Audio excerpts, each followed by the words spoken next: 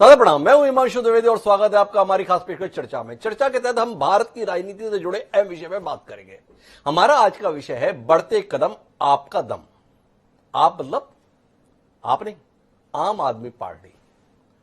इस देश के सियासी जगत में नई सदी के दूसरे दशक में दो महत्वपूर्ण घटनाएं हुई। एक, नरेंद्र मोदी के रूप में देश को सर्वमान्य नेता प्राप्त हुआ। सर्वमान्य इसलिए क्योंकि तकरीबन 3 दशक के बाद इस देश ने स्पष्ट जनादेश राष्ट्रीय सरकार के संदर्भ में दिया था। और दूसरा महत्वपूर्ण जो घटनाक्रम है वो है आम आदमी पार्टी के उदय के रूप में।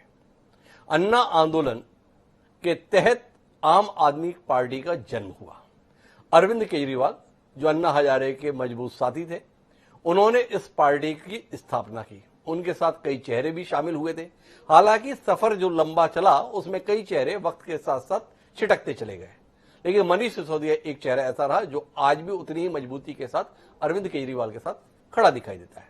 महत्वपूर्ण पहलू है वह यह कि आम आदमी पार्टी ने अपनी स्थापना के बाद 1 साल बाद होने वाले चुनाव में ही कमाल की सफलता हासिल की। दिल्ली विधानसभा में उन्होंने 28 सीटों के साथ सबसे बड़ा राजनीतिक दल होने का गौरव प्राप्त किया। कांग्रेस के साथ मिलकर सरकार भी बनाई, सरकार चली नहीं। दोबारा जब वह चुनाव में गए तो दिल्ली की जनता ने, जो देश की राजधानी है, इस कदर जनादेश दिया कि विपक्ष का सूपड़ा ही साफ हो गया।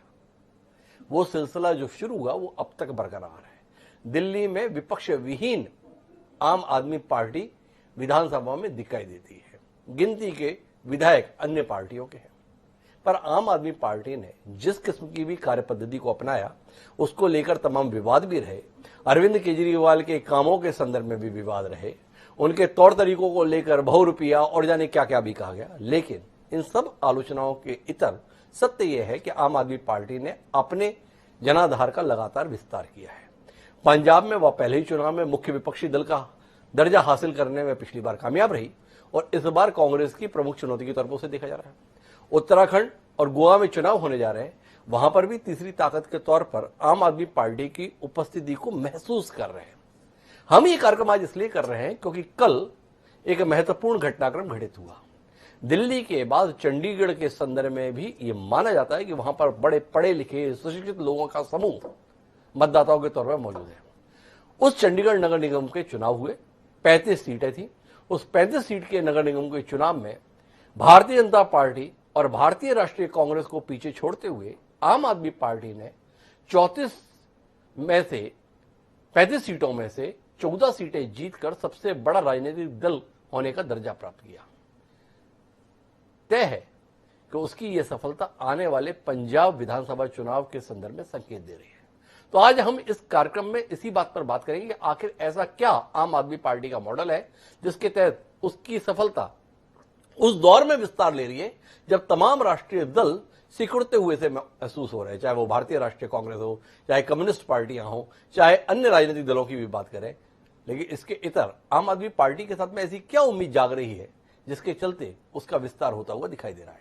इस चर्चा का हिस्सा बनने के लिए 4 खास मेहमान हमारे साथ जुड़ रहे हैं, उनसे आपका परिचय भी कराएंगे और देश की राजनीति से जुड़े इस अहम विषय पर बात करेंगे। लेकिन इस सिलसिले को शुरू करें उससे पहले समय है आज के विचार सूत्र का।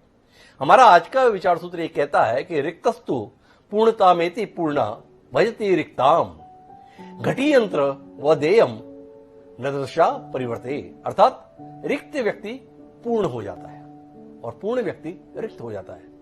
घटी यंत्र के समान मनुष्य की दशा परिवर्तित होती रहती है। गोपीनाथ दादीज के द्वारा जो ये श्लोक हमें प्राप्त हुआ वो केवल व्यक्तियों के संदर्भ में नहीं बल्कि राजनीतिक दलों के संदर्भ में भी लागू होता है। जो राजनीतिक दल कल महत्वपूर्ण थे वो आज महत्वपूर्ण महसूस नहीं हो रहे हैं। जो कल अस्तित्व में भी नहीं थे वो आज बेहद महत्वपूर्ण नजर आ रहे हैं।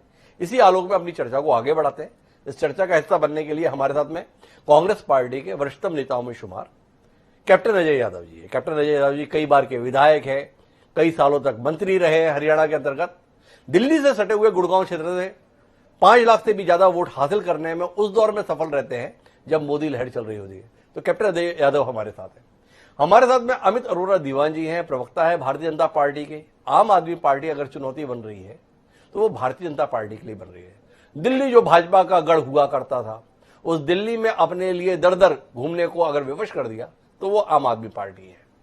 क्यों है समझेंगे। घरेंद्र भारद्वाज जी भी हमारे साथ में है। जिस आम आदमी पार्टी पर आज हमारी चर्चा केंद्रित है, उसके राष्ट्रीय प्रवक्ता है, वह हमारे साथ है। और साथ ही इन सबके बीच में निष्पक्ष टिप्पणी देने के लिए वरिष्ठ पत्रकार प्रेम कुमार जी भी हमारे साथ हैं। चर्चा की शुरुआत कैप्टन अजय यादव जी से ही करते हैं और कैप्टन अजय यादव जी से समझना चाहेंगे कि जब तमाम राजनीतिक दल भरोसा खो रहे हैं, इस देश के स्थापित राजनीतिक दलों के बीच में यह संकट आ गया है कि जनता को उनके प्रति भरोसा नहीं रह रहा, ऐसे दौर में आम आदमी पार्टी अपने प्रति भरोसा जगा पाने में कामयाब कैसे हो रही है? कैप्टन अजय यादव, जिनके पास 4 दशक से ज्यादा का राजनीति का अनुभव है, क्या नजरिया रखते हैं इसके संदर्भ में? देखिए, आम आदमी जो पार्टी है जी, चंडीगढ़ में भले ही उन्होंने जो है कुछ कामयाबी पाई है, लेकिन जिस प्रकार से इस बात को रखा जा रहा है कि आम आदमी पार्टी जो है पूरे उत्तरी भारत में अपने पांव पसार देगी, मुझे लगता नहीं है कि उत्तराखंड में जो है वो जिस प्रकार से ये बात प्रस्तुत की जा रही है, उत्तराखंड में मुझे लगता नहीं कि अपना वो खाता भी खोल पाएंगे। और जहां तक पंजाब है, ये बात ठीक है कि वो मुख्य विपक्षी पार्टी है, लेकिन उनके पास कोई ऐसा चेहरा नहीं है जिसको प्रस्तुत कर सकें या जिसको वो आगे कर सकें। और जहां तक हमारी कांग्रेस पार्टी है, हमारे पास जो है सभी चेहरे हैं, चाहे वो अपने जाखड़ साहब हों, चाहे वो चन्नी जी हों। आप जानते हैं कि पंजाब में 35% दलित वोट बैंक है और हमारे पास नवजोत सिंह सिद्धू जैसे लोग हैं और बाकी जो जितने भी हमारी जड़ें जो हैं वो पंजाब में जितनी मजबूत हैं उतनी आम आदमी की पार्टी की नहीं है। उत्तर प्रदेश में आप देख लेना कि आम आदमी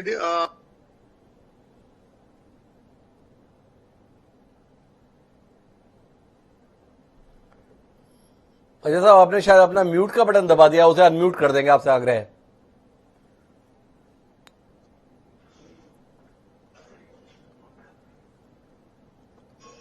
जी जी जी, मुझे लगता नहीं आम आदमी जो पार्टी है उत्तर प्रदेश और गोवा में भी आप देख लेना, गोवा में जो है भले ही जो है ये लोग डिफेक्शन से टीएमसी ने वहां कुछ लोग लिए हैं, लेकिन अगर आप देखेंगे बूथ लेवल तक कांग्रेस की जड़ें काफी वहां गोवा में भी मजबूत है। मैं अजय यादव साहब बीच में आपको रोकने के लिए माफी चाहूंगा, मेरा ये सवाल नहीं है, मेरा सवाल थोड़ा इतर है। मेरा सवाल आपसे यह है कि जिस पार्टी के पास 137 साल का इतिहास है, उसके पास भरोसे का संकट है जनता के बीच। शिरोमणि अकाली दल 100 साल से ज्यादा पुराना इतिहास है, उसके पास में भी भरोसे का संकट है। कम्युनिस्ट पार्टियां, उनके पास में भी तकरीबन 175 साल का इतिहास है, भरोसे का संकट है। आम आदमी पार्टी, जिसके 10 साल भी पूरे नहीं हुए, दहाई में भी नहीं है, वो इतने कम समय में इतनी उम्मीदों को कैसे जगा पा रही है? ये सवाल है आपसे। समझना ये चाहता हूं आपसे, आपके राजनीतिक तजुर्बे के आधार पर, कि आखिर ऐसा क्या है कि पहली बार वो चुनाव में जाते हैं, पंजाब में मुख्य विपक्षी दल का दर्जा हासिल हो जाता है उन्हें। शिरोमणि अकाली दल 100 साल पुरानी पार्टी खेत हो जाती है, भारतीय जनता पार्टी देश में लहर चल रही है, खेत हो जाती है। और आप जितने बड़े चेहरों के अपने संदर्भ में बता रहे, उनके होते हुए भी चंडीगढ़ में आम आदमी पार्टी पहली बार उतरी, भाजपा का मेयर हार गया स्टैंडिंग आम आदमी पार्टी के हाथों, 14 सीटें जीत पाने में कामयाब रहे। आखिर आम आदमी पार्टी को यह सफलता क्यों मिल रही है? इस पर आपका राजनीतिक अनुभव कुछ कहेगा, ये जानने में दिलचस्पी है। आपकी पार्टी का क्या है, ये तो इतर विषय है। आम आदमी पार्टी इतना कैसे हासिल कर रही है, इसे क्या आप समझ पा रहे हैं? चंडीगढ़ का जो पैमाना है, देखिए, जो म्युनिसिपल कॉर्पोरेशन के इलेक्शन है जी, उसको आप राष्ट्रीय प्रवेश में या राज्य प्रवेश में आप नहीं ले जा सकते हैं। पंजाब में आप देखिए एक वैक्यूम था विपक्ष का, क्योंकि अकाली दल जो है वो धरातल पे आ गया था और आज के दिन जो है अकाली दल और बीजेपी वो धरातल पे हैं। तो जो मुख्य तौर पे जो विपक्षी जो रोल है वो लोगों ने जो है आम आदमी पार्टी को दिया। लेकिन जितना इनको पंजाब के अंदर जिस प्रकार से इनके विधायक टूट के कांग्रेस में गए हैं, आपने देखा होगा किस तरीके से करीबन 6-7 जो ऐसे विधायक थे जो जाकर कांग्रेस में मिल गए और एक तरीके से एक लाइन सी लग गई थी। तो और जिस तरीके से अब केजरीवाल जी एक चेहरा है दिल्ली के अंदर, जी लेकिन जहां तक सवाल है आपका पंजाब के अंदर, इनके पास कोई चेहरा नहीं है। जो चेहरा जो है अपना नवजोत सिंह सिद्धू या जाखड़ या चन्नी इस प्रकार से काम कर रहे हैं पंजाब के अंदर, जिस तरीके से वो अपना कार्य कर रहे हैं, तो मुझे लगता नहीं जो है नाम आप बता रहे हैं वो किसका काम कर रहे हैं, वो किसका काम लगा रहे हैं, यही देश नहीं समझ पा रहा है। सिद्धू जी चन्नी के खिलाफ काम कर रहे हैं या भाजपा के खिलाफ काम कर रहे हैं या अकाली के खिलाफ काम कर रहे हैं, ये भी लोग नहीं समझ पाते हैं। लेकिन बहरहाल हमारी चर्चा के केंद्र में सिद्धू, जाखड़ या चन्नी नहीं है।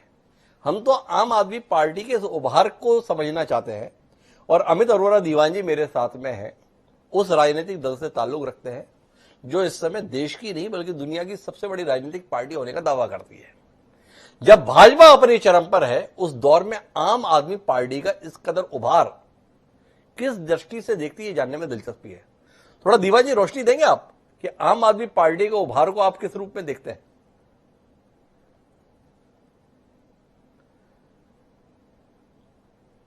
जी अमित जी। देखिए ऐसा है कि जो बात हिमांशु जी आप कह रहे हैं जी कि पहली बार आम आदमी पार्टी चंडीगढ़ में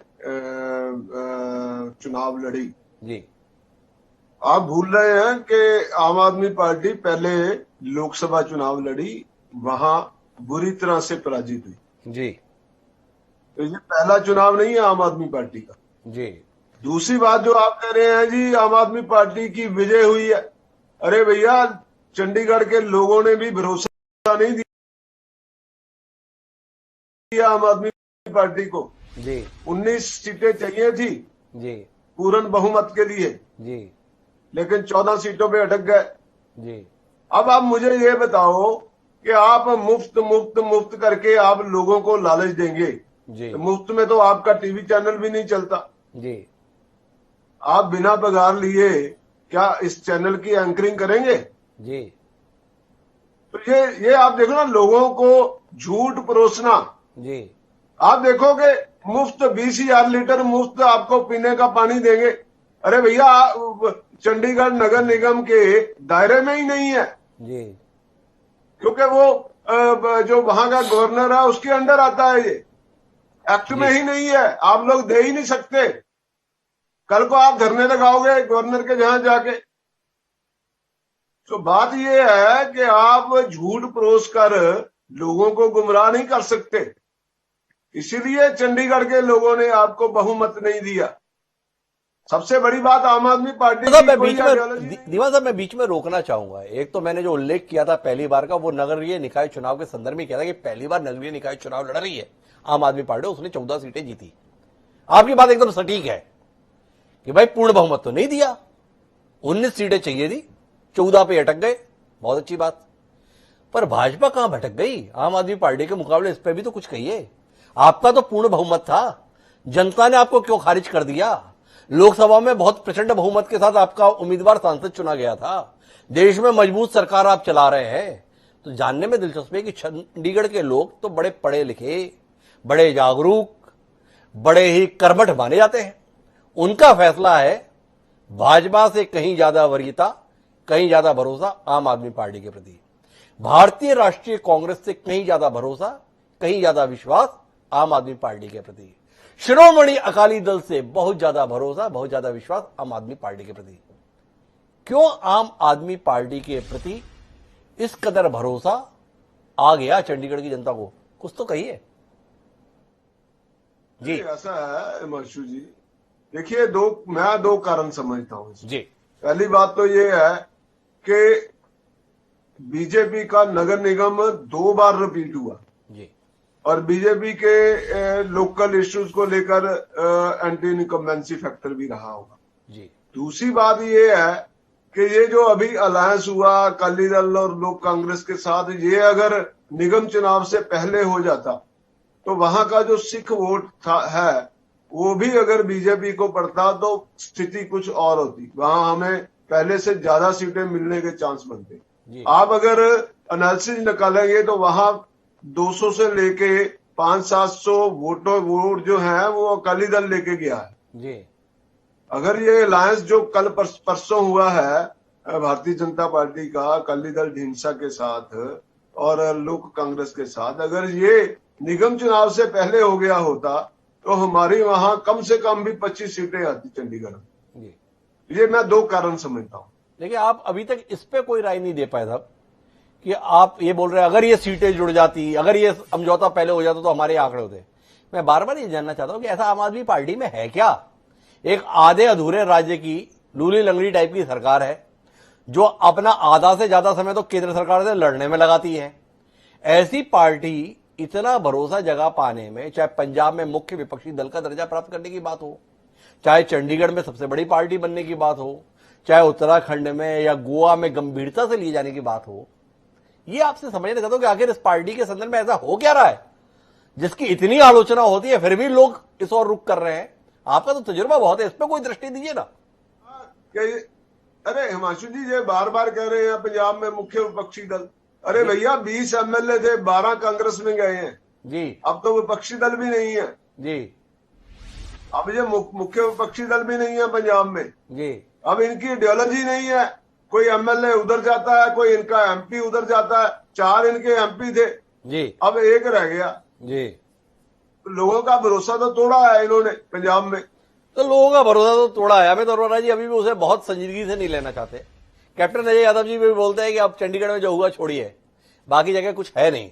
पर घनेन्द्र भारद्वाज जी मेरे साथ में है, उनसे समझना चाहते हैं जितना भी विस्तार आप ले पा रहे हैं, कैसे ले पा रहे हैं। एक और अभी भी ये दोनों देश के बड़े राजनीतिक दल, 2 सबसे बड़े राजनीतिक दल आपके कंसीडर करने के लिए तैयार नहीं है। आप किसी खेत की मूली नहीं है। लगभग लगभग बात का मर्म इतना है, मेरे शब्द को अगर अन्यथा नहीं लगेगा गणेश जी, तो अभी भी आप अपने वजूद का एहसास नहीं करा पा रहे लोगों को। क्या करेंगे आप जिससे इन लोगों को एहसास हो आपके संदर्भ में? देखिए हिमांशु जी, मेरा ये मानना है कि राजनीति में शालीनता रहनी चाहिए जी। और मैं एक्सपेक्ट ये कर रहा था कि कांग्रेस के साथी अजय यादव जी बहुत सीनियर लीडर हैं, ठीक है, भारतीय जनता पार्टी के साथी भी बैठे हैं, तो सबसे पहले इन्हें आम आदमी पार्टी को बधाई देनी चाहिए थी। और ये राजनीतिक शालीनता है। हम सबसे बड़ी पॉलिटिकल पार्टी बन के उभरे हैं। ये कह रहे जी बहुमत नहीं आया। मैंने कब कहा कि बहुमत आया? अरविंद जी ने कहा, हमने कहा है कि हम पहली बार चुनाव लड़े हैं और 2 महीने पहले हमने डिसीजन लिया था कि हम चंडीगढ़ में चुनाव लड़ेंगे।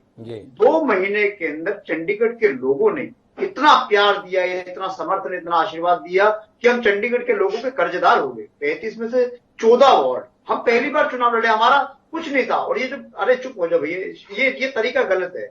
मैंने सुना है सबको। गणेश जी आपकी आवाज पूरी तरह आ रही है, कोई बीच में नहीं बोल रहा, आप अपनी बात को पूरा कहें। साथ ही बीच में बोल रहे हैं, ये तरीका ठीक नहीं डिबेट का।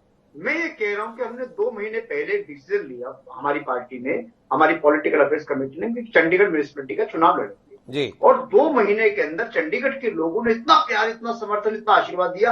आम आदमी पार्टी को हाथों हाथ लिया, अरविंद केजरीवाल जी की ईमानदार राजनीति को, काम की राजनीति को पसंद करा।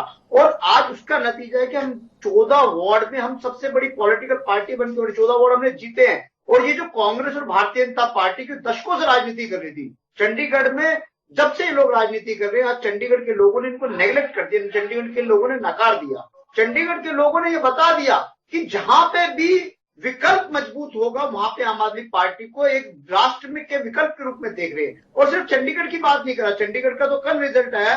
मैं बताना चाहता हूं हिमांशु जी, इससे पहले हमने उत्तर प्रदेश में चुनाव लड़ा। उत्तर प्रदेश के अंदर जिला पंचायत की हम 83 सीट जीते हैं और ग्राम पंचायत की 300 से ज्यादा सीटें जीते हैं। उसके बाद जो वहां पे लोकल पंचायत है वहां पे 232 सीटें जीते। सूरत का आपको पता है कि सूरत जो भारतीय जनता पार्टी का गढ़ है गुजरात में, सूरत में हम 18 सीटें जीत के आए। महाराष्ट्र में पंचायत के चुनाव में आम आदमी पार्टी चुनाव लड़ी, 300 में से 145 सीटें जीते। हिमाचल में चुनाव हुए, हिमाचल में 40 में से 35 सीटें आम आदमी पार्टी जीती। कोई ऐसा नहीं कि चंडीगढ़ ने तो एक मैसेज दिया है कि चंडीगढ़ ये बता रहा है कि पंजाब के लोगों का मूड क्या है, चंडीगढ़ ये बता रहा है कि देश के लोगों का मूड क्या है। क्योंकि चंडीगढ़ में भी अगर आप देखोगे तो देश के हर कोने का आदमी रह रहा है। वहां उत्तर प्रदेश का आदमी भी रह रहा है, बिहार का आदमी भी रह रहा है, हरियाणा का आदमी भी रह रहा है, पंजाब का भी आदमी रह रहा है, हिमाचल प्रदेश का भी आदमी रह रहा है। और चंडीगढ़ के लोगों ने जिस तरीके से कल मैंडेट दिया, मैं कहना चाहता हूं हिमांशु जी, देखिए इस देश में बहुत हो चुका है, बहुत हो चुका है। इस देश को कांग्रेस और भारतीय जनता पार्टी ने समय समय पर लूटने का काम करा है। आज देश के लोगों को ईमानदार राजनीति पसंद आ रही, काम की राजनीति पसंद आ रही है।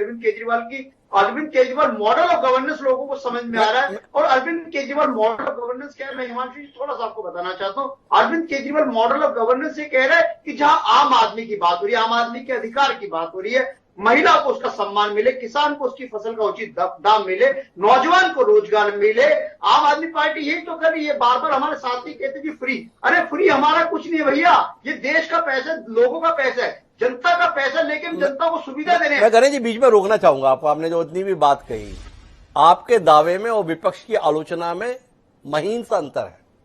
आपने आरोप लगाया भारतीय राष्ट्रीय कांग्रेस ने और भारतीय जनता पार्टी ने लूटने का काम किया है, और इन दोनों पार्टियों का आपके तौर तरीकों को लेकर आरोप है कि आपने लुटाने का काम किया है। दिल्ली एक ऐसा मॉडल है जिसमें आवक बहुत ज्यादा है, तो कुल मिला के आपने उसका फायदा उठाया है, मुफ्त मुफ्त मुफ्त का एक मॉडल बनाया है, और उस मुफ्त के मॉडल के माध्यम से देश की जनता को बहकाने का काम किया है। जिस राज्य में भी माननीय अरविंद केजरीवाल जी जा रहे हैं, लुटाने के संदर्भ में घोषणाएं बेशुमार करते जा रहे हैं। आवक का अता पता नहीं है, पर जावक के संदर्भ में ऐलान हो रहे हैं। दिल्ली में चल गया, क्योंकि दिल्ली व्यापारिक दृष्टि से जीएसटी का पैसा इतना ज्यादा आता है, एक काम चल गया आपका। बाकी राज्यों की जमीनी हालात अलग हैं। कुछ कहेंगे इस पे? ये मुफ्त मुफ्त मुफ्त की राजनीति देश को बर्बाद तो नहीं कर देगी? हिमांशु जी सुन लीजिए, देखिए देश, आम आदमी पार्टी जो जनता का पैसे, जनता टैक्स दे रही है। देखिए आप, अरविंद जी ने भी कहा कि नेताओं को 4000 यूनिट बिजली मिलती है हर महीने, लेकिन कोई आवाज नहीं होती। लेकिन गरीब आदमी को 200 यूनिट बिजली दे दो तो आवाज हो जाती है। इस देश में अडानी अंबानी जैसे कॉर्पोरेट्स के लाखों करोड़ रुपए के एनपीए माफ हो जाते हैं, तब देश में कोई आवाज नहीं आती। लेकिन अरविंद केजरीवाल महिलाओं की यात्रा फ्री करते हैं तो फिर आवाज शुरू हो जाती है। अरविंद केजरीवाल चोरी नहीं कर रहे, अरविंद केजरीवाल जनता का पैसा जो चोरी की भेंट चढ़ता था, जो भ्रष्टाचार की भेंट चढ़ता था, हम उस पैसे को बचा रहे हैं। अरविंद केजरीवाल ने गुजरात के मुख्यमंत्री की तरह 180 करोड़ रुपए का चार्टर्ड प्लेन नहीं लिया।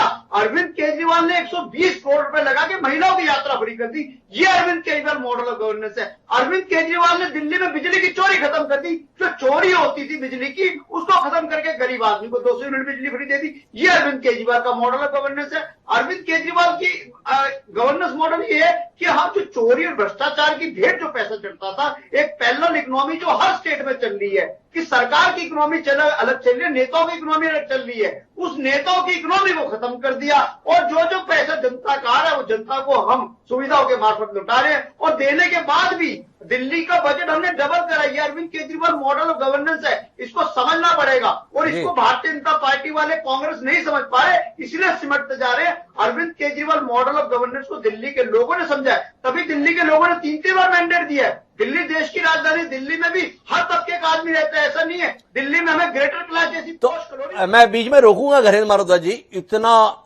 दमदारी के साथ जो आप पैरवी कर रहे हैं ना, model of governance Arvind Kejriwal, यही मॉडल ऑफ गवर्नेंस था। 2019 का लोकसभा चुनाव था, 7 लोकसभा सीट पर पानी मांग गई आम आदमी पार्टी। इस मॉडल ऑफ गवर्नेंस के संदर्भ में बताएंगे क्या हुआ? वही दिल्ली, वही देश की राजधानी, एक सांसद के लायक भरोसा भी नहीं जीत पाए आप, क्यों? हिमांशु जी देखिए, मैंने पहले भी कई बार कहा है कि देश में हर स्थिति का चुनाव अलग है। म्युनिसिपैलिटी का सिनेरियो अलग होता है, विधानसभा का सिनेरियो अलग है, लोकसभा का सिनेरियो अलग है। जब लोकसभा का चुनाव हो रहा था तो देश के लोग ये देख रहे थे कि नरेंद्र मोदी को कौन हरा रहा है, भारतीय जनता पार्टी को कौन हरा रहा है। तो देश का जो चुनाव होता है तो इस तरीके से होता है। और विधानसभा का चुनाव होता है, देखिए 2014 में भारतीय जनता पार्टी 7 सीटें जीतती है और विधानसभा सीटें जीतती है 67। और उसके बाद क्या होता है, 2015 में यही भारतीय जनता पार्टी जो दिल्ली में अगर लोकसभा का पैरामीटर्स मानोगे 67 विधानसभा जीती थी। और लेकिन जब दिल्ली का चुनाव आता है तो भारतीय जनता पार्टी मात्र 3 सीटों पर सिमट जाती है। ये इस तरीके का ट्रेंड है, इसको समझना पड़ेगा। मैं तो समझ ही रहा हूं, आप समझ पा रहे हैं कि नहीं समझ पा रहे हैं ये जानने में कि देश की जनता अभी भी आपको नगर निगम की राजनीति या आधे अधूरे राज्य की राजनीति के लायक ही समझ रही है। देश की राजनीति के लायक आपकी पार्टी नहीं समझी जा रही है। थोड़ा अपने तौर तरीकों में गंभीरता लाएंगे आप, जिसके चलते लोग देश के संदर्भ में भी आपको कुछ गंभीरता से ले, ये जानने में दिलचस्पी है। कुछ कहेंगे भारद्वाज जी आप इस पे? जी हिमांशु जी, मैं फिर आपको कह रहा हूं कि दिल्ली के लोगों ने और देश के लोगों ने हमें मौका दिया। देश के लोग चाह रहे हैं कि Arvind Kejriwal model of governance उन पर भी लागू हो। अगर दिल्ली के अंदर हम सब कुछ फ्री करने के बाद दिल्ली की इकोनॉमी को डबल कर सकते हैं, तो ये काम हम पंजाब में भी कर सकते हैं। ये काम हम पंजाब में भी कर सकते हैं। मुझे प्रेम कुमार जी के पास जाना है, लेकिन अमित अरोड़ा दीवाजी को हस्तक्षेप करना चाह रहे हैं। संक्षिप्त में उनका हस्तक्षेप लेते हैं। उन्हें आपत्ति हो रही थी भारद्वाज जी के कुछ दावों पर, वो सुनते हैं और फिर प्रेम कुमार जी के पास चलते हैं। जी दीवान साहब, आप कुछ कहना चाह रहे थे। हिमांशु जी, ये मॉडल ऑफ गवर्नेंस कह रहे हैं, ये केजरीवाल को ईमानदार राजनीतिज्ञ कह रहे हैं। अब मुझे ये बताएंगे कि दिल्ली जल बोर्ड का कितने घाटे में चल रहा है जी। डीटीसी बस का जो आज तक ऑडिट नहीं हुआ जी। तो ये लोगों को गुमराह करना, ये लोगों को गुमराह कर रहे हैं। ये दीवान जी का कहना है। कैप्टन अजय यादव साहब ने भी कुछ कहना चाहा था, मेरा ध्यान कहीं चला गया था। मैं एक बार अजय यादव जी का भी हस्तक्षेप सुन लेता हूं। जी अजय साहब। जी कैप्टन साहब। देखिए, मैं जब हमारी शीला जी की गवर्नमेंट जी। गई, उसके बाद मेट्रो का इन्होंने क्या 1 किलोमीटर भी इन्होंने बढ़ाया जी। पब्लिक ट्रांसपोर्ट की हालत आप देख लीजिए। पब्लिक ट्रांसपोर्ट की हालत ये है कि इन्होंने आज तक बसें नहीं खरीद पाए जी। और तीसरी बात जो इन्होंने कहा जल बोर्ड की बात, वो मैं कहने वाला था, इन्होंने कह दी है जी। चौथी बात ये है कि पोल्यूशन के मामले में क्या हालत है आज दिल्ली की, कि स्कूल बंद किए जा रहे हैं। जो असली में अगर आप फ्री में सब कुछ देते रहेंगे, फ्री में पानी दे देंगे, फ्री में बिजली दे देंगे, इनका ये कह रहे हैं कि अडानी अंबानी से आप कंपेयर कर रहे हैं। आपकी हैसियत जो है, अब जिस दिन आप प्रधानमंत्री की हैसियत तो आपकी पार्टी की है नहीं जी। आप जो है गवर्नर से लड़ते रहते हैं। आप जो मूलभूत जो चीजें हैं वो लोगों को नहीं दे पा रहे। कई ऐसे इलाके हैं जहां आज भी पानी नहीं मिल रहा है लोगों को। आप बताइए क्या आज यमुना की हालत क्या है? आप यमुना को कह रहे थे हम शुद्ध कर देंगे, पीने लायक कर देंगे। कितनी बुरी हालत है यमुना की। तो कितनी विफलताएं हैं ये कैप्टन अजय यादव साहब बता रहे हैं। लेकिन मैं प्रेम कुमार जी आपके पास आना चाहता हूं। आऊंगा मैं भारद्वाज जी, बाकी पैनल भी है। प्रेम कुमार जी, आप समझ पा रहे हैं कि आखिर आम आदमी पार्टी, जैसा हमारा पैनल के अंतर्गत दोनों सम्माननीय राष्ट्रीय दल के प्रतिनिधि बोल रहे हैं, सब कुछ तो बर्बाद कर रहे हैं। इतने मामलों में तो विफल है, इतने मामलों में तो खारिज है, पर चुनावी सफलताएं कहानी कुछ और कह रही है। आप समझ पा रहे हैं कि जब विश्वास का संकट है पूरी राजनीति में, तब आम आदमी पार्टी अपने साथ एक उम्मीद और विश्वास जगह पाने में कामयाब क्यों हो रही है। चाहे थोड़े स्तर पर ही सही, पर जगह तो रही है। पहले से तो विस्तार ले रही है, पहले से तो बेहतर कर रही है, तो खारिज तो नहीं कर सकते थे। हाँ हिमांशु जी, ये चंडीगढ़ का जो चुनाव नतीजा है उसको लेकर ये सवाल नए सिरे से उठा है। और जो भी चंडीगढ़ का नतीजा है आम आदमी पार्टी के लिए उत्साहजनक है जी। पर इसका विश्लेषण जो मैं देख पाता हूं वो ये है कि चंडीगढ़ की जनता, जहां के भारतीय जनता पार्टी का बहुमत था पिछली बार जी, और किसान आंदोलन के बाद पूरे इलाके में एक बीजेपी के खिलाफ गुस्सा है जी। तो उस गुस्से को आम आदमी पार्टी भुना ले गई है। लेकिन अब आपका सवाल निश्चित है कि भाई कांग्रेस क्यों नहीं भुना ले गई, ये सवाल बनेगा। तो हम आपको थोड़ा सा ले चलते हैं कि आम आदमी पार्टी पैदा कैसे हुई।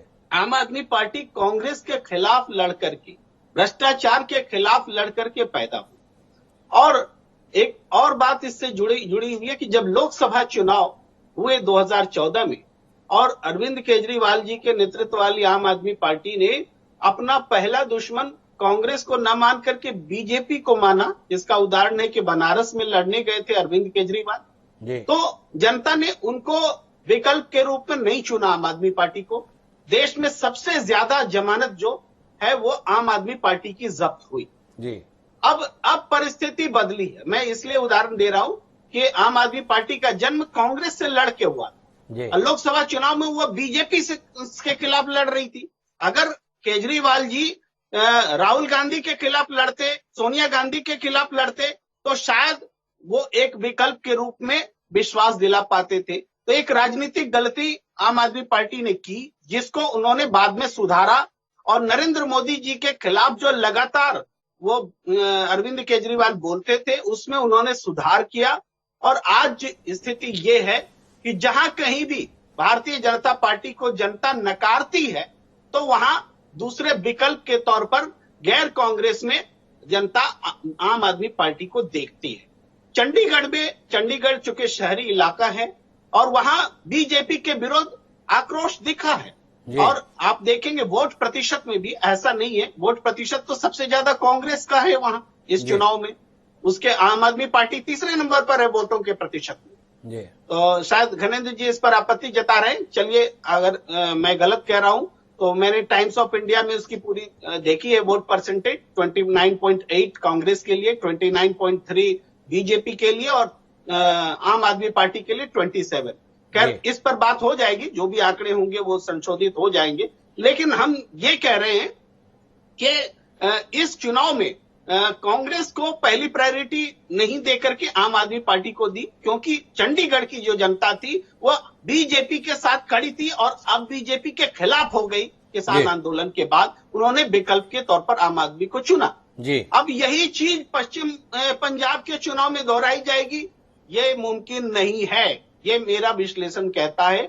ये इसलिए कहता है कि पंजाब में बीजेपी की सरकार नहीं है, कांग्रेस की सरकार। अब आम आदमी पार्टी, अगर बीजेपी की सरकार होती निश्चित रूप से जनता की चॉइस आम आदमी पार्टी होती, लेकिन चूंकि कांग्रेस की सरकार है और पिछली बार निश्चित रूप से आम आदमी पार्टी ने 20 की संख्या में जीत हासिल की थी, फिर भी 77 के मुकाबले ये विपक्ष कहलाने लायक संख्या नहीं थी और अब तो वो घट करके बहुत कम रह गए। और सही मायने में पंजाब में तो जैसे हम देखते हैं ना कि राष्ट्रीय स्तर पर बीजेपी का कोई विपक्ष नहीं दिखता, वैसे पंजाब में कांग्रेस का कहीं विपक्ष नहीं है कांग्रेस के समांतर। इवन जो बीजेपी अकाली दल गठबंधन पिछले बार था, इस बार तो वो भी नहीं है। इस बार जो नया गठबंधन खड़ा हुआ है बीजेपी का, वो बहुत नया है, बीजेपी कैप्टन अमरिंदर सिंह और ये बाकी लोगों को लेकर। तो पंजाब तो विपक्ष विहीन है। तो इस स्थिति में जो रिजल्ट चंडीगढ़ में आम आदमी पार्टी के लिए जनता ने दिखाया है और उसका जो कारण मैंने बताया है, मैंने समझा है, वो कारण पंजाब में नजर नहीं आता। ये मैं आपको कंक्लूड कर रहा हूं। मैं पंजाब के संदर्भ में नहीं जाना चाहता प्रेम कुमार जी। समझने की बात यह है कि आपने इतना कह के इस नतीजे को निकाला कि लोगों में नाराजगी थी भाजपा के प्रति किसान आंदोलन के चलते, वो नाराजगी आम आदमी पार्टी को समर्थन के तौर पर व्यक्त हो गई। पर सवाल यह कि इस देश में राजनीतिक दलों की कमी नहीं है। चुनाव आयोग के पास अगर पंजीकृत दलों की सूची देखने के लिए जाएंगे, 200-250 से ऊपर राजनीतिक दल हैं। आम आदमी पार्टी के प्रति इतना भरोसा, जैसे उल्लेख घनेंद्र भारद्वाज जी कर रहे थे सूरत के संदर्भ में, चंडीगढ़ के संदर्भ में भी ये बात है। आप इंकार नहीं करेंगे, अगर आप उत्तराखंड में घूमेंगे तो वहां पर कांग्रेस और भाजपा के बीच में आमने सामने का मुकाबला रहता है, लेकिन आम आदमी पार्टी को लेकर सवाल हो रहे हैं, उपस्थिति दर्ज हो रही है। गोवा के संदर्भ में बात करेंगे तो गोवा में टीएमसी और आम आदमी पार्टी की भूमिका को लेकर एक कौतूहल है। आपसे ये जानने में दिलचस्पी है सुधी पत्रकार होने के नाते कि आखिर आम आदमी पार्टी में ऐसा क्या है जिसके चलते वह अपने आप को ऐसे दौर में जब स्थापित लोग अप्रासंगिक हो रहे हैं, वो अपने आप को प्रासंगिक जाहिर कर पा रही है। वो भी तब कर पा रही है जब अन्ना आंदोलन के तमाम बड़े चेहरे अरविंद केजरीवाल पर व्यक्तिगत आरोप लगाते हुए अपने आप को किनारे कर लिए, चाहे वो प्रशांत भूषण है, चाहे वो योगेंद्र यादव है, चाहे कुमार विश्वास है, चाहे किरण बेदी है, मतलब तमाम लोग छिटक गए जो वस्तुतः एक टीम थे। फिर भी चल रहा है मामला, कैसे चल रहा है? बिल्कुल हिमांशु जी, इसमें आम आदमी पार्टी उन तमाम लोगों के हटने के बावजूद पहले से अच्छा प्रदर्शन करके और दूसरी बार और अच्छे बहुमत के साथ, लगभग वैसा ही बहुमत आम आदमी पार्टी सत्ता में आई। उसने निश्चित रूप से जिस फ्रीबीज की जो आलोचना कांग्रेस और बीजेपी कर रही, लेकिन जनता इसको नापसंद नहीं कर रही। ये जो जनता को जितने फ्रीबीज के नाम पर दिए जा रहे हैं वो अमाउंट निश्चित रूप से घनेंद्र भारद्वाज जी सही कह रहे थे कि जो हमारे देश के पूंजीपतियों को के एनपीए माफ किए जाते हैं, जो हजारों करोड़ का घोटाला होता है, जो लोग पैसे लेकर विदेश चले जाते हैं, उस अमाउंट के सामने तो कुछ भी नहीं है। तो जनता इसको उस रूप में नहीं लेती, एक बात है। दूसरी बात यह है कि मैं फिर से कहूंगा कि राजनीतिक रूप में जो लोग कांग्रेस को हटा करके बीजेपी को लेकर आए, या जो लोग आज बीजेपी से परेशान हो गए उनका प्रयोग देख करके बीजेपी की सत्ता में आने के बाद, तो एक वर्ग जिसको कि जो न कांग्रेस को चाहता है न बीजेपी को चाहता है, उस जगह को भरने के लिए आम आदमी पार्टी की तरफ देखता है। तो यही वजह है कि जो गणेंद्र भारद्वाज जी बता रहे हैं कि इसके बावजूद कि 2014 में आम आदमी पार्टी को विफलता मिली, लेकिन आज गुजरात से उनके पास में कुछ रिजल्ट है बताने को, गोवा से रिजल्ट है बताने को, कर्नाटक से रिजल्ट है बताने को, उत्तर प्रदेश से रिजल्ट है बताने को। तो इसलिए है क्योंकि वो गैप जो कि न तो कांग्रेस को चाहती है न बीजेपी को चाहती है, वो विकल्प के रूप में किसी तीसरे की तलाश कर रही है। विकल्प के तौर पर तो अपने प्रति विश्वास जगा पा रही है आम आदमी पार्टी। लेकिन मैं कैप्टन अजय यादव जी के पास जाना चाहता हूं। बहुत बड़ी विरासत के उत्तराधिकारी है कैप्टन अजय यादव जी। उनके पिता भी बहुत बड़े राजनेता होते थे हरियाणा के राजनीति में, वित्त मंत्री रहे हरियाणा के कैप्टन अजय यादव साहब। सवाल यह कि कुल मिलाकर चाहे नई पार्टी है या पुरानी पार्टी है, देश को ले जाना कहां चाहती है। अरविंद केजरीवाल पढ़े लिखे व्यक्ति हैं, प्रशासनिक अधिकारी रहे, अन्ना आंदोलन के माध्यम से देश में बड़ी उम्मीद जगाई, पर सत्ता में आने के बाद कर क्या रहे। उत्तराखंड जाते हैं, फेरिस्त गिनाता हूं कैप्टन अजय यादव साहब आपके साथ साझा करते हुए। उन्होंने कहा कि हर परिवार को उत्तराखंड में 300 यूनिट फ्री बिजली देंगे। फिर उन्होंने कहा जितने भी बेरोजगार युवा हैं उत्तराखंड के, सबको सरकारी नौकरी देंगे या नौकरी देंगे, और जब तक नौकरी नहीं मिलेगी 5,000 रुपए बेरोजगारी भत्ता देंगे। फिर उन्होंने कहा कि प्रत्येक महिला को 1,000 रुपए महीना देंगे। आपसे जानना चाहता हूं, आप तो वित्त मंत्री रहे हैं, किसी भी राज्य के ऐसे संसाधन हैं जिसके तहत इस प्रकार की घोषणाओं को अमल में लाया जा सके और देश भी तरक्की करे, राज्य भी तरक्की करे, सब तरक्की करे। और अगर ये सब संभव है तो फिर हम सबको जरूरत क्या है कामकाज करने की। जब 5,000 रुपए बेरोजगारी भत्ता मिल सकता है तो काम करने की जरूरत क्या, हर महिला को 1,000 रुपए मिल रहे हैं तो जरूरत क्या, मुफ्त बिजली मिले, मुफ्त पानी मिले, तो कुल मिला के काम करने की जरूरत किसे रहेगी। थोड़ा आपसे दृष्टि मिले, हम किस राजनीति की ओर बढ़ चले। देखिए, आर्थिक रूप से दिवालियापन लाने की बात है जी। आप देखिए हरियाणा जो मेरे ख्याल से हरियाणा का बजट जो है वो पंजाब से भी ज्यादा है जी। हम लोग भी इतने पैसे नहीं दे पाते हैं। तो इस प्रकार के जो ये जो यानी कि इस प्रकार के वायदे कर रहे हैं, उनको मालूम है कि उनको वहां आना तो है नहीं जी। लेकिन वो जो धर्म निरपेक्ष जो वोट्स हैं उसमें जो है उनका मकसद ये नहीं है कि सत्ता में आना है जी। उनका मकसद केवल एक ही है कि किस प्रकार से कांग्रेस जो है वो सत्ता में नहीं आया। वो बीजेपी की बी टीम के रूप में चाहे गोवा में हो चाहे उत्तराखंड में हो, बीजेपी की बी टीम के रूप में काम कर रही है, उसी प्रकार से टीएमसी कर रही है। बजाय इसके कि वो बीजेपी को नुकसान पहुंचाए, वो धर्मनिरपेक्ष जो पार्टी है कांग्रेस, उसको जो है नुकसान पहुंचाने का उनका मकसद हो गया है। उसमें चाहे उनको उनको मालूम है कि वो जिसे कहते हैं ना हसीन सपने जो होते हैं वो सपने दिखा रहे हैं, लाल के हसीन सपने जो होते हैं वो दिखा रहे हैं। और ये उत्तराखंड के लोग बड़े समझदार हैं, इनकी बातों में आने वाले नहीं है। और मैं आपको आज बता देता हूं, उत्तराखंड में अगर कोई मुकाबला है तो बीजेपी के साथ है। तो ये जो है आम आदमी पार्टी कहीं नहीं है। पंजाब में अगर कोई मुकाबला है तो हमारा हम इसमें समझ में है कि अकाली दल जो है वो बिल्कुल नीचे चली गई है, बीजेपी बिल्कुल नीचे चली गई है, आम आदमी के पार्टी के पास कुछ बचा नहीं है। तो इनके ये बताइए कि इनके 12 विधायक छोड़ के क्यों चले गए जी? इनके अगर इतना भरोसा, क्योंकि इनके पास कुछ एक बार बताइए, आप कब तक आम आदमी पार्टी के 12 विधायक क्यों छोड़ के चले गए इसकी चिंता करेंगे, या आपकी सरकार रहते हुए आपके इधर विधायक छोड़ कर क्यों जा रहे हैं इसकी भी कोई चिंता करेंगे? कैप्टन अमरिंदर सिंह क्यों चले गए? आज भी कांग्रेस के बाजवा जी के भाई सब जो है बीजेपी में चले गए। थोड़ी चिंता इस संदर्भ में भी तो कीजिए अपनी पार्टी के संदर्भ में। कैप्टन अमरिंदर सिंह जी जो हैं जी, वो मुख्यमंत्री रहे 4.5 साल जी। क्या एक भी विधायक अपने साथ लेके जा सके पंजाब में जी? क्या बल्कि हमारे पास विधायक आ रहे हैं जी। तो आप ये सोच लीजिए कि लोगों की जो आस्था है जी, अब ये जो किसान यूनियन है ये भी बीच में आ गए हैं। अब तो हॉटपॉट काम हो गया है। और अगर कोई सबसे ज्यादा वोट बैंक है तो कांग्रेस के पास है। और चाहे वो कैप्टन अजय यादव जी की बात का मर्म यह है कि दिल्ली में जो भी कुछ हो, पर आम आदमी पार्टी अब भाजपा की बी टीम के तौर पे काम कर रही है। मुझे जाना है अमित अरोड़ा दीवान जी के पास में इस मैनेजमेंट को समझने के लिए, इस युति को समझने के लिए। लेकिन घरेंद्र भारद्वाज जी अचानक बेचैन हो गए कैप्टन अजय यादव जी की बात सुन के। तो पहले उनकी बेचैनी को सुन लेते हैं, फिर दीवान साहब के पास चलते हैं कि क्या गठबंधन है केजरीवाल के साथ में, जैसा अजय यादव जी की बात से लग रहा है। पहले भारद्वाज जी की बात। जी भारद्वाज जी। हिमांशु जी, वो कह रहा है कि जो दोनों पॉलिटिकल पार्टीज है ना, इनकी वो जो अपना गुंडागर्दी और तानाशाही है उसको खत्म कर रहे हैं आम आदमी पार्टी, इसलिए घबराए हुए हैं। आप इनकी घबराहट समझ सकते हो कि ये स्थापित पार्टी है, बड़े पूंजीपति इनके पीछे है, बहुत पैसा इनके पास है, बहुत ताकतवर लोग हैं। लेकिन जब आम आदमी निकलता है तो ये लोग डर जाते हैं, आम आदमी से डरते हैं, क्योंकि इन्हें पता है अगर आम आदमी जागे, दिल्ली का आम आदमी जागा है, तो दिल्ली के आम आदमी ने कांग्रेस को जीरो पे कर दिया है। कैप्टन अजय यादव को बताना चाहता हूं, 2014 zero, 2015 zero, 2017 zero, 19 zero, 20 zero. अरे जीरो नंबर वाली पार्टी जीरो कर दिया दिल्ली के लोगों ने। अभी भी अहंकार को छोड़कर एक बार बताओ भारद्वाज जी, आप इतनी आसानी से, ये पूंजीपतियों की पार्टी, आपको मौका लगा, आपने क्या किया? राज्यसभा भेजने की बात आई, कुमार विश्वास से लेकर तमाम आपके समर्पित कार्यकर्ता टापते रह गए।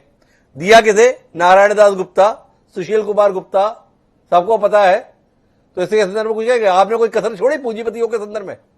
हिमांशु जी, हमारी पार्टी ने इनकी तरह अडानी अंबानी की दलाली नहीं करी। ये अडानी अंबानी के दलाल हैं, अडानी अंबानी के पेरोल पे है, अडानी अंबानी इनको चलाते हैं। कांग्रेस और भारतीय जनता पार्टी एक ही सिक्के के दो पहलू है। तो कोई बात नहीं भारद्वाज जी, अडानी अंबानी के संदर्भ में आप जो कह रहे हैं, ऐसे ही आरोप जिनको आपने राज्यसभा में भेजा वो आपको चलाते हैं, ये बातें भी आपके विपक्षी कहते हैं। लेकिन मैं वापस अमित अरोड़ा दीवान जी के पास आता हूं और दीवान जी आपसे समझना चाहता हूं कि कैप्टन अजय यादव जी को ऐसा लगता है कि जो धर्मनिरपेक्ष शक्तियां हैं उनके मत विभाजन के लिए अब इस्तेमाल का औजार है आम आदमी पार्टी, इसलिए आप अपनी सुविधा के तहत उसको प्रोत्साहित करते हैं। मोदी जी से टकराव का रास्ता अरविंद केजरीवाल छोड़ चुके हैं, उन्हें समझ में आ गया कि वो नरेंद्र मोदी का विकल्प नहीं हो सकते हैं। तो इसके एवज में अब आप उनके साथ मिलकर कांग्रेस विरोधी षड्यंत्र को अंजाम देते हैं। क्यों करते हैं आप ऐसा?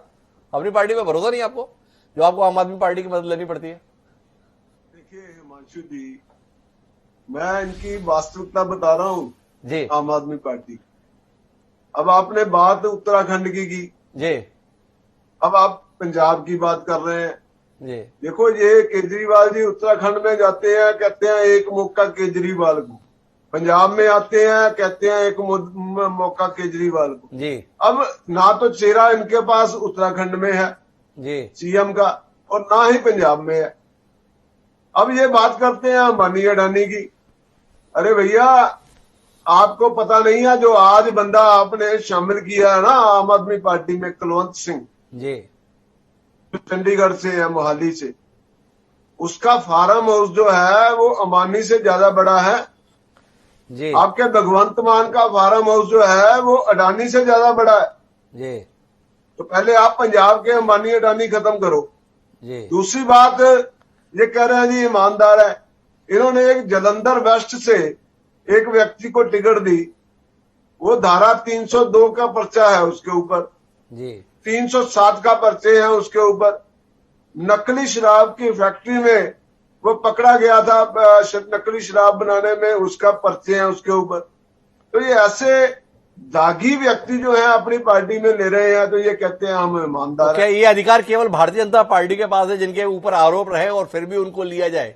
ये केवल दीवान जी भारतीय जनता पार्टी के पास ही प्रॉक्सी है, इसकी अथॉरिटी है, इसके अलावा और किसी को लेने का अधिकार नहीं है कि आरोप है तो भी आप ले लें? एक तो बात जानने में आपसे ये है। दूसरा आपसे जानने में दिलचस्पी है कि आपने जो दावा किया, उत्तराखंड में गए तो बोले एक मोदी, एक मौका और केजरीवाल, पंजाब में आए तो एक मौका केजरीवाल, इनके पास चेहरा नहीं है।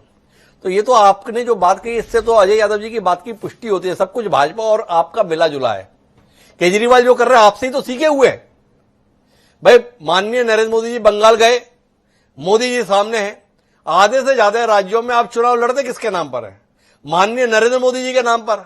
अब वही काम अगर आम आदमी पार्टी कर रही है अपना चेहरा केजरीवाल लेकर, तो आपको शिकायत हो रही है, पर सिखा तो आप ही रहे, तो फिर शिकायत कैसी? जी दीवान जी। हिमांशु जी, नहीं, नरेंद्र मोदी जी देश के प्रधानमंत्री हैं जी, बल्कि वो आज वो एक विश्व के नेता बन चुके हैं जी। आज वो न्यूयॉर्क में भी जाते हैं तो वो पूरे हिंदुस्तान को रिप्रेजेंट करते हैं जी। अब केजरीवाल के मन में एक शंका जो है वो घर कर गई है कि मैं तो यूनिवर्स का लीडर बनना चाहता हूं जी। अब उसको यूनिवर्स का लीडर कौन बनाए जी। तो कुल मिला के देश मुझे के प्रधानमंत्री हैं तो वो किसी भी राज्य में जाके अपने आप को चेहरे के तौर पर प्रस्तुत कर सकते हैं, पर केजरीवाल देश की राजधानी के मुख्यमंत्री हैं तो क्या उनको इतना अधिकार नहीं मिल सकता? दीवान जी, ये एक और सवाल आपसे, फिर मैं भारद्वाज जी के पास चलता हूं। नहीं, दिल्ली के लोगों का टैक्स जो है उसको बर्बाद कर रहे हैं। पंजाब में जितने न्यूज़पेपर जी। हैं उसके ऊपर करोड़ों रुपए का खर्चा कर रहे हैं दिल्ली के टैक्स पेयर्स का जी। ये वही उत्तराखंड में ये काम हो रहा है। उत्तराखंड के जो न्यूज़पेपर्स हैं, गोवा के जो न्यूज़पेपर्स हैं, उनमें दिल्ली के टैक्स पेयर्स का पैसा खर्च कर रहे हैं। नीचे लिखा होता है दिल्ली सरकार। बहुत तकलीफ है दीवान साहब को, ये केजरीवाल कर क्या रहे हैं, पर ये तकलीफ तब क्यों नहीं होती है जब देश की केंद्र की सरकार, नरेंद्र मोदी जी की सरकार तमाम सम्मान निधि के नाम पर 6,000 रुपए सालाना दे रही है, वो मुफ्त की श्रेणी में नहीं आता है। पर अगर दिल्ली में रहने वालों को कुछ यूनिट बिजली फ्री मिलती है तो दीवान जी को लगता है ये टैक्स पेयर के साथ ठीक नहीं हो रहा। अगर 20,000 लीटर पानी मिल रहा है तो वो भी ठीक नहीं हो रहा है। लेकिन इस रोशनी के बीच में भारद्वाज जी आपके पास में वापस रुक करता हूं। बार बार आप इस सवाल के घेरे में रहते हैं, दिल्ली का मॉडल देश के बाकी राज्यों का मॉडल नहीं हो सकता, दिल्ली का सिस्टम बाकी देश का सिस्टम नहीं हो सकता। आप अभी तक पंजाब के संदर्भ में, उत्तराखंड के संदर्भ में या गोवा के संदर्भ में वहां के जमीनी हालात को लेकर कोई कार्य योजना दे पाने में नाकाम है।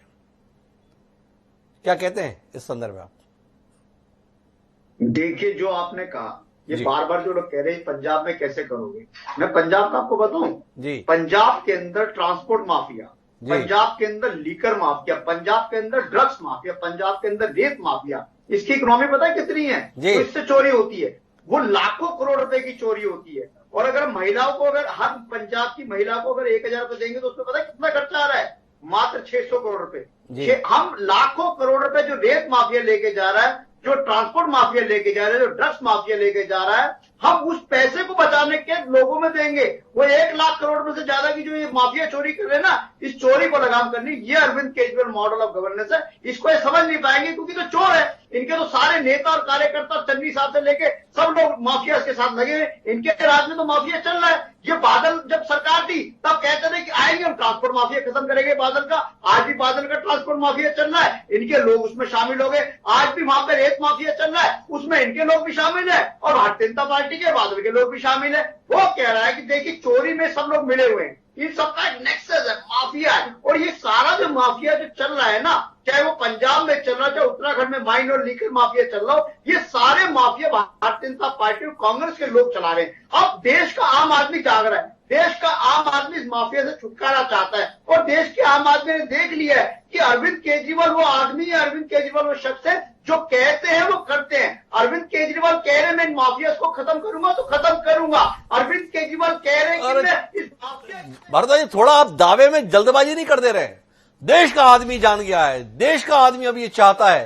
अरे 2 साल पहले देश में ही चुनाव हुए थे, कुल जमा 1 सीट आई 545 की लोकसभा में।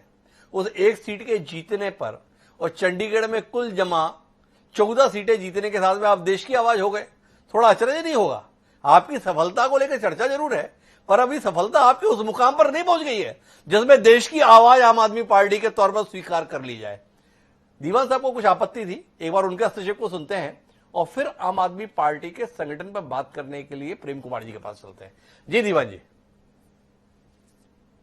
डॉक्टर हिमांशु जी, ये पंजाब के माफिया की याद आ रही है इनको जी। अब इनको जरा याद करवा दूं जी कि फाजिल्का कोर्ट ने एक सम्मन दिया था ड्रग तस्करी के मामले में सुखपाल सिंह खैरा को जी, जो इनके विधायक थे जी आम आदमी पार्टी के, और इनके लीडर ऑफ पार्टी भी थे, एलओपी थे विधानसभा जी। अब तब इनको माफिया याद नहीं आया जी। अब उनके खिलाफ ड्रग तस्करी का केस है, फाजिल्का कोर्ट ने सम्मन जारी किया हुआ है जी। तो क्या वो माफिया, उनका माफिया, वो ड्रग तस्करी, वो उनको नजर नहीं आती? उनके खिलाफ कितनी बार ये बोले, अब तो वो कांग्रेस में चले गए हैं। आम आदमी पार्टी का तो आप स्वयं मानिए ना कि उन्हें जो है माफिया पसंद नहीं है। देखिए माफिया जैसे आप बता रहे हैं वो कांग्रेस में चला गया, आप ही बता रहे हैं। तो कुल मिलाकर अभी उनके दावे करने की स्थिति है। लेकिन मैं प्रेम कुमार जी थोड़ा आपसे बतौर पत्रकार समझना चाहता हूं। भारतीय जनता पार्टी की पहचान संगठन है, उनके पास में एक सुव्यवस्थित संगठन होता है जो उनकी स्ट्रेंथ के तौर पर परिलक्षित होता है देश में। भारतीय राष्ट्रीय कांग्रेस के संदर्भ में कैप्टन अजय यादव जी भी इत्तेफाक रखेंगे कि संगठन के स्तर पर चीजें बेहतर नहीं होती है, लेकिन एक विचार है और एक परिवार है जिसके आधार पर कांग्रेस पार्टी इस देश में आज भी हर गांव में अपनी उपस्थिति दर्ज कराती है। लोग हैं जो कांग्रेसी विचार के साथ में जुड़े हुए हैं, पीढ़ियों से चले आ रहे हैं। कम्युनिस्ट पार्टी के पास संगठन होता था, अब कम्युनिस्ट पार्टी कहां रह गई हमें नहीं पता है, यह हालात है। पर आम आदमी पार्टी की भी पहचान संगठन है। उसके संगठन के संदर्भ में कोई दृष्टि आपके पास है कि क्या तरीका उनके पास है जब तमाम पार्टियों के संगठन ध्वस्त हो रहे हैं, वो व्यक्ति या परिवार के स्तर पर सिमट रहे हैं, उसके बीच में आम आदमी पार्टी संगठन के तौर पर अपनी उपस्थिति कैसे दर्ज करा पाती है उन इलाकों में भी जहां पर कोई नाम लेवा भी नहीं था। हाँ हिमांशु जी, बिल्कुल आम आदमी पार्टी इस मायने में बाकी पार्टियों से, हालांकि बीजेपी तो काफी आगे है जी, लेकिन जो आज के जमाने में जो सोशल मीडिया है उसका इस्तेमाल करने को लेकर के या छोटे छोटे स्तर पर लोगों से जुड़ने को लेकर के इनोवेटिव आइडियाज के साथ अगर मैदान में कोई है तो भारतीय जनता पार्टी भी है और आम आदमी पार्टी भी है। तो आम आदमी पार्टी ने लगातार दिल्ली में खास करके अपने आप को साबित किया कि जनता से उनका कनेक्ट है, बना हुआ है और जनता को एड्रेस करने के लिए कौन से नारे बुने जा सकते हैं। जो फ्रीबीज की बात कर रहे हैं केवल आम आदमी पार्टी को हम अभी जरूर पैनल में भाजपा और कांग्रेस के नेता उनको गलत ठहरा रहे, लेकिन कांग्रेस और भाजपा के नेता भी तो फ्रीबीज की ही घोषणा कर रहे हैं। किसी भी चुनाव में किसी भी स्टेट में चले जाइए, उत्तर प्रदेश में भी वैसी ही घोषणाएं हो रही है। तो आम आदमी पार्टी ने जो रास्ता दिखाया उसको तो फॉलो दूसरी पार्टियां भी करने लगी, यह भी फैक्ट है। तो संगठनात्मक रूप में जैसे आपने कांग्रेस के बारे में कहा, तो ऐसा नहीं कि कांग्रेस का संगठन बहुत कमजोर हो गया है। कांग्रेस आज भी पूरे देश के हर हिस्से में उसके सपोर्टर, उसके शुभचिंतक मौजूद है। लेकिन हाँ, नैरेटिव के मामले में भारतीय जनता पार्टी ने अपने संगठन क्षमता के बल पर उनको कमतर साबित किया है। और अगर दिल्ली में देखा जाए तो दिल्ली में आम आदमी पार्टी ने भारतीय जनता पार्टी से खुद को बेहतर साबित किया है। मैं थोड़ा दो विषयों पर आपसे हस्तक्षेप लूंगा बीच में। भारतीय जनता पार्टी का संगठन बहुत आगे है, ये आपने कहा, पर भारतीय जनता पार्टी के पास में राष्ट्रीय स्वयंसेवक संघ जैसा एक व्यवस्थित सामाजिक संगठन बैकबोन के रूप में मौजूद है। अधिकृत रूप से राष्ट्रीय स्वयंसेवक संघ के संपूर्ण जीवन समर्पित कर देने वाले प्रचारक संगठन मंत्री की भूमिका में जिला स्तर पर, प्रदेश स्तर पर, राष्ट्रीय स्तर पर मौजूद रहते हैं। वो उनके लिए एक बड़ा सहयोग होता है। पर आम आदमी पार्टी ने इतने कम समय में जो अपने संगठन के स्तर पर संरचना बनाई है, क्या इसके लिए आप कोई रेटिंग देना चाहेंगे, कोई सराहना करना चाहेंगे? ये सवाल है। और बाकी राजनीतिक दलों के लिए क्या ये सबक का विषय नहीं होना चाहिए? एक सवाल ये। और दूसरा, क्या आप निजी तौर पर इस बात के लिए निराश नहीं होते कि आम आदमी पार्टी नई उम्मीदों के साथ आया हुआ राजनीतिक दल था, लेकिन वो उसी कीचड़ में फंसता हुआ दिखाई दे रहा है जो शिकायत हमें अन्य राजनीतिक दलों के संदर्भ में रही? मुफ्त का सिलसिला अरविंद केजरीवाल ने शुरू नहीं किया है।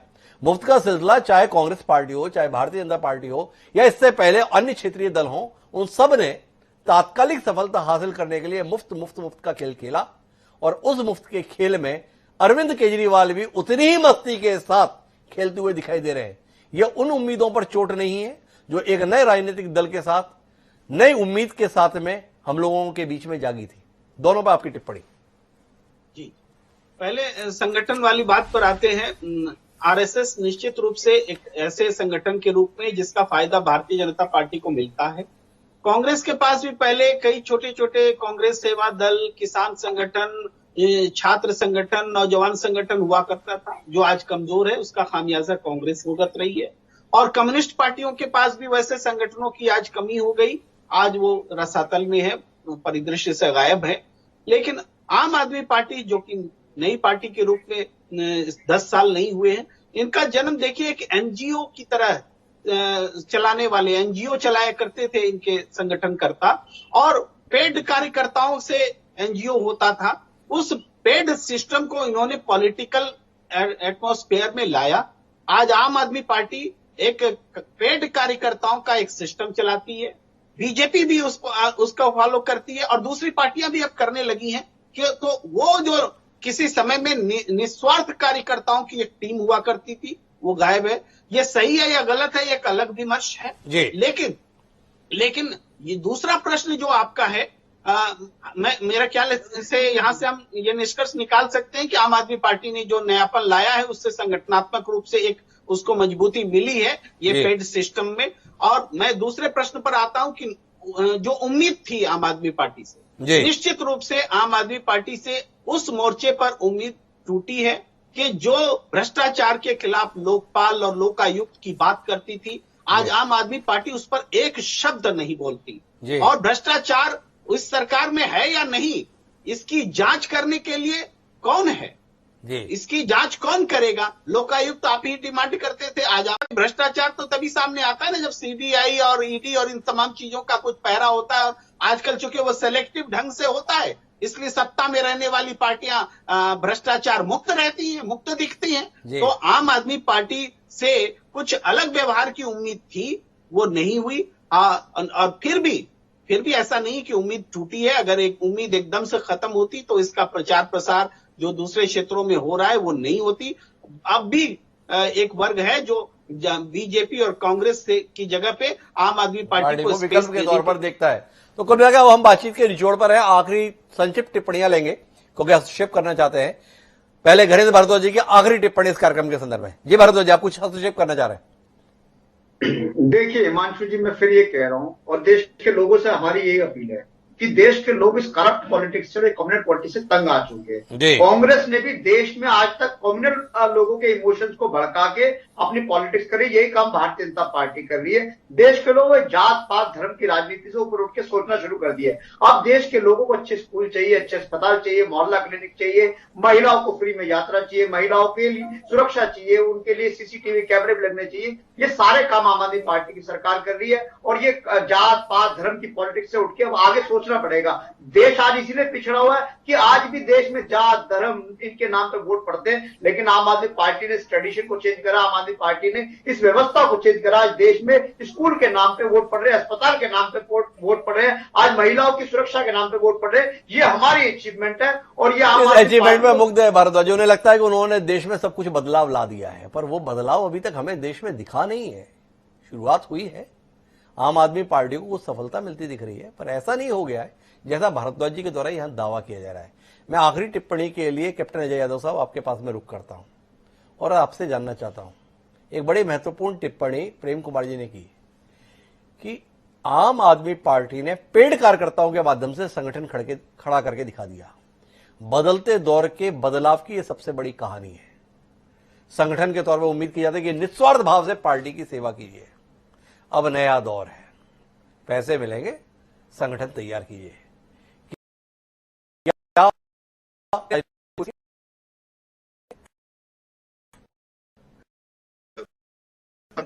आरएसएस जो इनका मुख्य विंग है जी, आज भ्रष्टाचार में पूर्ण रूप से लिप्त है जी। जितने भी, चाहे आप जितने भी स्टेट्स आप लगा लीजिए, जितने भी मुख्यमंत्री हैं, उनके जो मुख्य सलाहकार हैं और जितने भी आपके एजुकेशन इंस्टीट्यूशन जो वाइस चांसलर हैं, वो आरएसएस के लोगों को लगा रखा है।